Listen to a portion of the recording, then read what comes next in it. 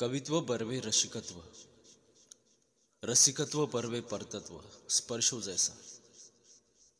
इसी ओवी से संत ज्ञानेश्वर महाराज के ज्ञानेश्वरी की शुरुआत हुई थी।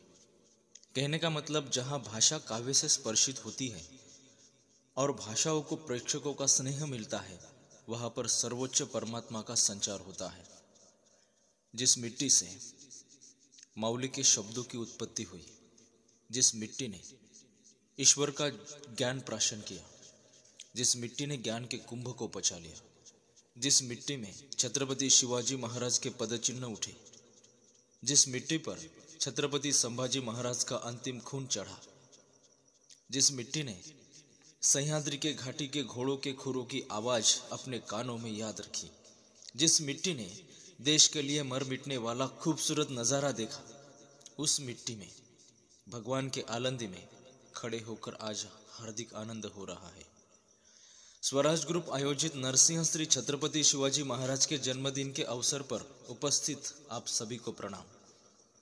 वास्तव में इतिहास लिखने वाले लोग इतिहास को भूल नहीं सकते और इतिहास को भूल जाने वाले लोग इतिहास बना नहीं सकते, ये भी एक इतिहास है। निरक्षर मराठों का इतिहास स्वर्ण अक्षरों में लिखा जाए इतना तेजस्वी और जीवित था, लेकिन साक्षर मराठों को ये बात मालूम नहीं, ऐसा अभी अभी लग रहा है। लेकिन आप इतनी बड़ी संख्या में शिव शंभू के कर्मों को सुनने के लिए आए, इसका मतलब ऐसा है कि आज भी यह इस बात का प्रमाण है कि शिव छत्रपति आज भी हमारे दिलों में जीवित है।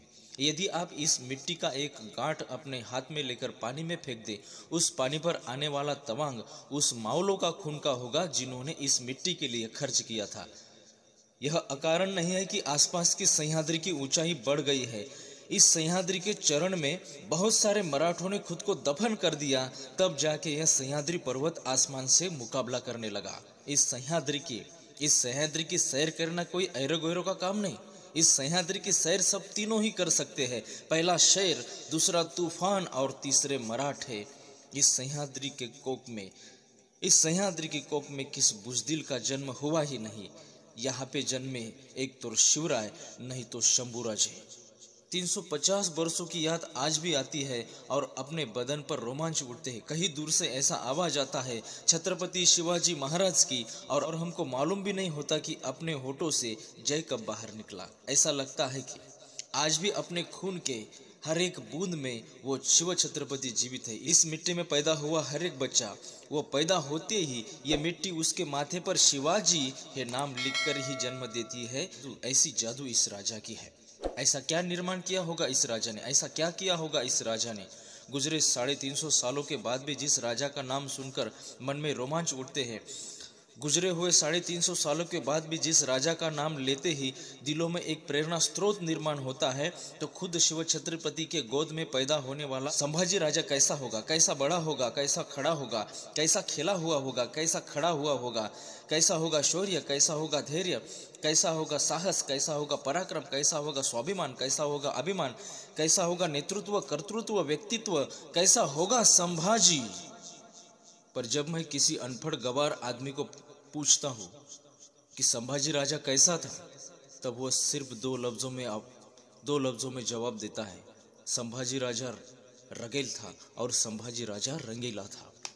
इतिहास में संभाजी राजा पर कई सारे आरोप प्रत्यारोप हुए हैं। संभाजी राजा रगेल, संभाजी राजा रंगीला, संभाजी राजा ने मराठी शाही डुबाई, संभाजी राजा मुगलों से मिले, संभाजी राजा शिवपुत्र होकर भी मुगलों से जा मिले, संभाजी राजा यानी शिवाजी राजा के कोख में जन्मा हुआ नादान तख्तनशील वारिस। ऐसे विभिन्न घाट फेंके गए संभाजी राजा पर। बदनाम होता रहा संभाजी राजा। गुजरे हुए 350 साल। क्या है वास्तविकता, क्या है सच्चा इतिहास। इतिहास के पन्ने जब हम छेड़ते हैं तो सबूत ध्यान में आते हैं। 14 में 1657 गढ़ पुरंदर पर एक शिवरत्न का जन्म हुआ और अपने ज्येष्ठ पुत्र की याद में माँ जिजाऊ ने उसका नामकरण किया संभाजी।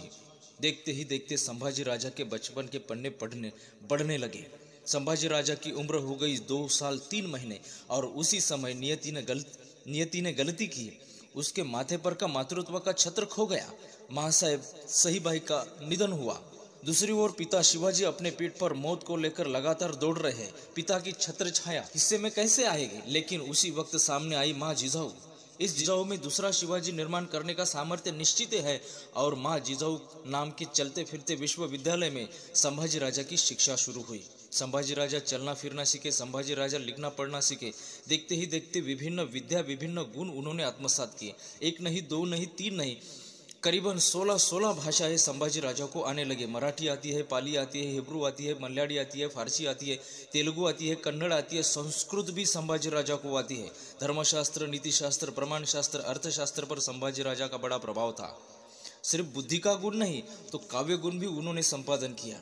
संभाजी राजा ने उम्र के 14वें वर्ष में बुद्धभूषणम नाम का ग्रंथ लिखा। नखशिखांत, नायिका भेद, 7 शतक, इस जैसे कई ग्रंथ लिखे और देखते ही देखते उत्कृष्ट कवि कहे के सुपरिचित हो गए। सिर्फ काव्य का गुण नहीं, शरीर संपदा का गुण भी उन्होंने संपादन किया। यह राजा व्यायाम में तेज तरबेज था। मल्ल विद्या, तलवारबाजी, भाला फेंक, घोड़ेसवारी में उन्होंने बड़ी हुकूमत पैदा की। घोड़ेसवारी में कोई संभाजी राजा का हाथ नहीं पकड़ सकता था। उस समय दौड़ते हुए घोड़े को एक पैर पर खड़े करके पलक झपकते ही गर गर करके घुमाने वाला इस विश्व के पीठ पर एक ही योद्धा पैदा हुआ जिसका नाम था संभाजी। ऐसी छलांग और किसी को आई नहीं। संभाजी राजा का आना स्वराज के लिए भाग्यशाली हुआ। संभाजी राजा आया और स्वराज्य बढ़ता बढ़ता बढ़ता गया। प्रतिपद चंद्र लेखे वो प्रतिपदा के चंद्रमा के जैसा स्वराज्य संवर्धित होता रहा।